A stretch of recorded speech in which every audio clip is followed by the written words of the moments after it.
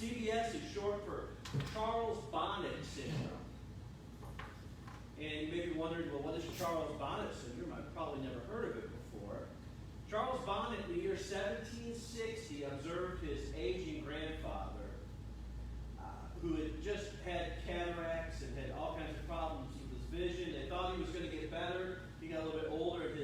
His vision began to deteriorate. He becomes blind, but he claims he can still see.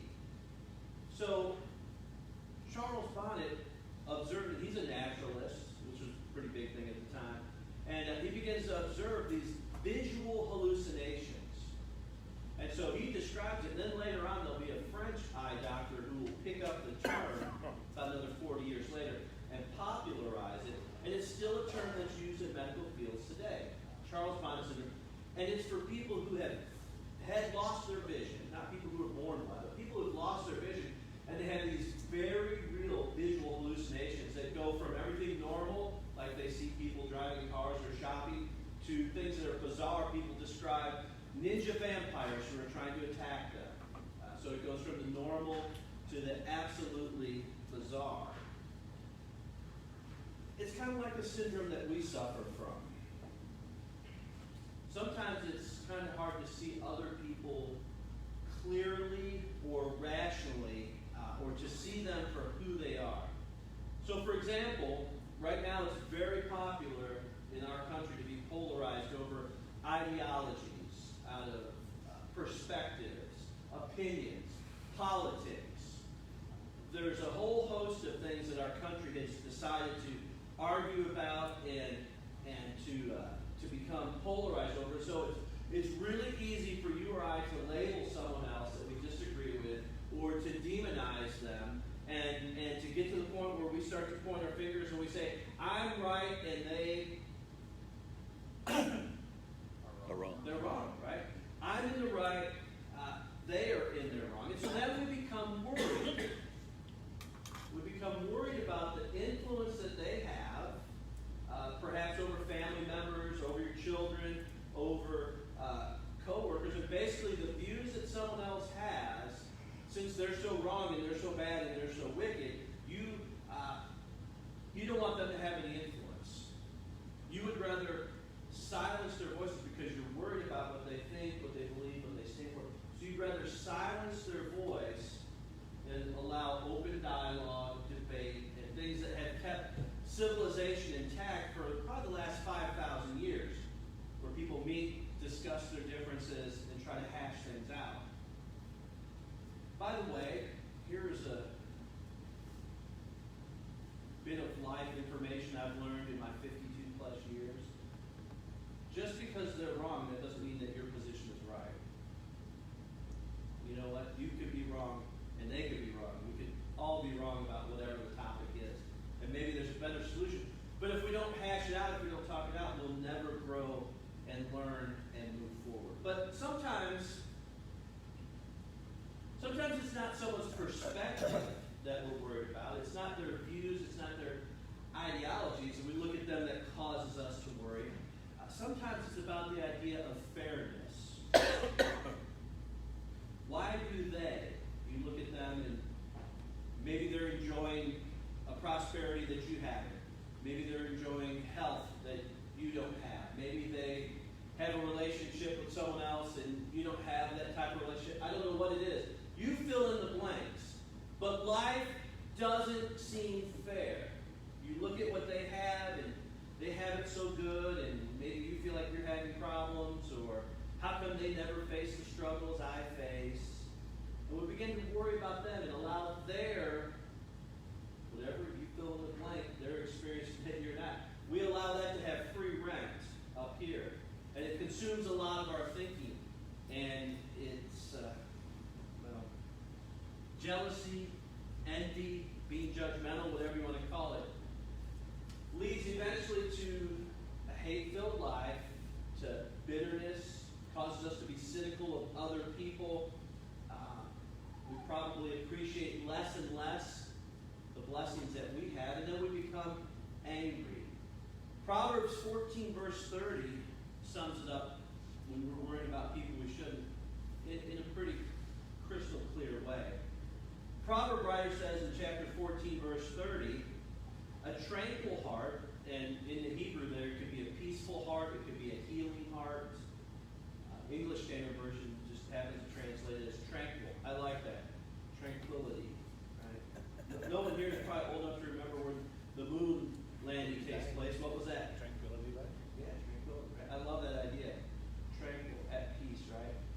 tranquil heart gives life to the flesh, but envy makes the bones rot. So think about that. When you're at peace, when you have a heart of healing, a healthy heart, a healthy perspective, your life is healthier. And there's a lot of studies that show there is a psychosomatic connection. How we process grief, how we process anger, how we deal with conflict is immediately responded to within our physical body. When you don't process conflict well and you stay agitated in someone, your body releases cortisol, and then you have all these aches and pains. I don't really know if it's true, Rodney. You can correct me. When I was young, they would say that if you were always nervous and upset, you'd get ulcers, but now they're saying it's bacteria. Or it's both. Right. Well, either way, everyone's had diarrhea at one time or another because they were upset, right? Right. There's something true about the fact that what our heart and what our mind process affects the whole body. So the proverb says, tranquil heart gives life to the flesh, but envy makes the bones rot. And it's really pretty socially acceptable anymore to attack people for who they are, what they do, what they become, and to worry about them more than ourselves. If only there was a way that we could overcome that. If only there was a solution to not worrying about other people so much and not being leery of them because of their perspectives, not worried about them because of their successes or their lack of troubles that I found. If only there was a way we could overcome that. Well, if you have your Bible and you want to look, I'm going to start in Psalm chapter 37. I've got a few passages that I think will help us overcome this. I'm going to call it, for lack of better terminology, self-inflicted torture. And that's what it is when you look at other people and you worry about them, and you're upset because of, again, the things they think, believe, the things they achieve, their success in life, whatever. So, Psalm 37, beginning in verse 1. Fret not yourself. Again, I'm reading out of English Standard Version. Yours might read a little differently. Fret not yourself because of evildoers. Be not envious of wrongdoers. Now, isn't that interesting? It's almost like that movie from back in the 80s, Footloose, right? Religious people have this tendency to fret over what wicked people are doing and be envious that they have a freedom that they don't have, apparently. And it seems like that's why they're upset. Well, this person is out having fun. You know, fill in the blank 50 years ago, don't dance, play cards, watch movies, whatever. And the psalmist says, don't fret what they're doing. Don't be envious. For they will soon fade like the grass and wither like the green herb. In other words, life is temporary. Whatever they are experiencing, whatever how fun or great or whatever it seems to you, it's very temporary. Instead, the psalmist says in verse 3 and 4, trust in the Lord and do good. Dwell in the land and befriend faithfulness. So instead of worrying about what they're doing, focus on your faithfulness with God. And instead of trying to be consumed with what they're doing, verse 4 says, delight yourself in the Lord and He will give you the desires of your heart. So if I'm worried about what they're doing, it's impacting me negatively as a person, it's impacting my ability to be faithful. And so the psalmist says, don't focus on them, focus on your faithfulness with God. So here's something that I think helps clarify this idea of me worrying about other people instead of myself. Let's just be honest for a moment. None of us here live perfect lives. You know, well, except for, right now, Graham, right? Of course, I'm sure when he cries at night or has a messy diaper, he doesn't seem so perfect at that time. I don't know what point that is. Probably the terrible twos when you suddenly realize that, you know what, that kid might not be going to heaven. No, I'm kidding. But none of us live perfect lives. And sometimes it's easier to fault find in others than to find the faults in ourselves. And that's what I love about the book of Ecclesiastes.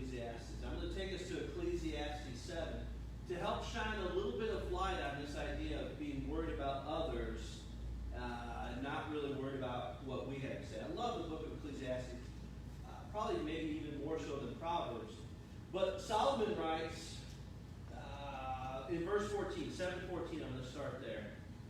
In the day of prosperity, be joyful. And in the day of adversity, consider God has made the one as well as the other. So you're going to have highs and lows in life. You're going to do well. You're going to have setbacks. So that man may not find out anything that will be after him. In my vain life, remember that's kind of the big theme of book of Ecclesiastes, vanity of vanities. All these things that he tries for, it's just vain, it's effortless, it's pointless almost. So in my vain life I've seen everything. There's a righteous man who perishes in his righteousness, and there's a wicked man who prolongs his life in his evil doing. Verse 16. Be not overly righteous, and do not make yourself too wise. Why should you destroy yourself? I would classify that as legalism. People who think that they are just, well, they are judgmental, who think they are just and right and they never make a mistake and they can always point out the faults in you because they're so right and they're so religious and they're so. Solomon says that's self-destructive right there. To consider yourself above and beyond the rest, because none of us live perfectly, right? Be not overly wicked, neither be a fool, verse 17 says. Why should you die before your time? It is good that you should take hold of this idea, this understanding, and from that withhold not your hand, for the one who fears God shall come out from both of them. Wisdom gives strength to the wise man, more than 10 rulers who are in a city. And he says in verse 20, and this is perspective, when you're worried about everybody else, you're not worried about yourself. Surely there is not a righteous man on earth who does good and never sins. Who should we worry about? That's the question I'm asking today. Who is it that I should be concerned about their actions, their behaviors, their thoughts, their attitudes?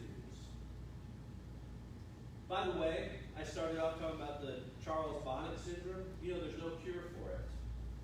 You can still read about cases of it taking place today. You would think with all the advances in medicine that there would be some help for it. What they recommend to people who have it is maybe an antidepressant and some counseling to talk through your concerns. But there's no cure for it. It's still a real syndrome. People still suffer for it. But there is a healing for us. There is a solution for when we are focused on other people and worried about them instead of worrying about ourselves. And I think it starts in the idea that we've kind of gotten away from in our culture, and that is seeing not everybody is equal. That's a no-brainer, right? We have a lot of talk in our culture right now about equality and racism and struggles between different cultures, and everyone wants to say, well, we're all equal. That's a no-brainer. But for Christians, we have a step above that. And that starts in Genesis chapter 1, I believe it's verse 27, where it says, and God made them male and female, and God created them in His image. We're not just equal here in this broken world that we live in. We're more than that. And part of the cure to seeing people for who they are and seeing yourself for who you are and not worried about people you should worry about, it's not just that we're all equal. We are created to bear the image of our Creator. We're created in God's image, and we all carry a spark of that within us. So in the end, there's really only one person that you can change, right? Because when we're worried about someone else, we want them to change. There's really only one person that you're truly responsible for who should change, and it's only you. I can only worry about myself. Doesn't mean I don't have concern for people or that I don't want the best for them. I can only worry about me.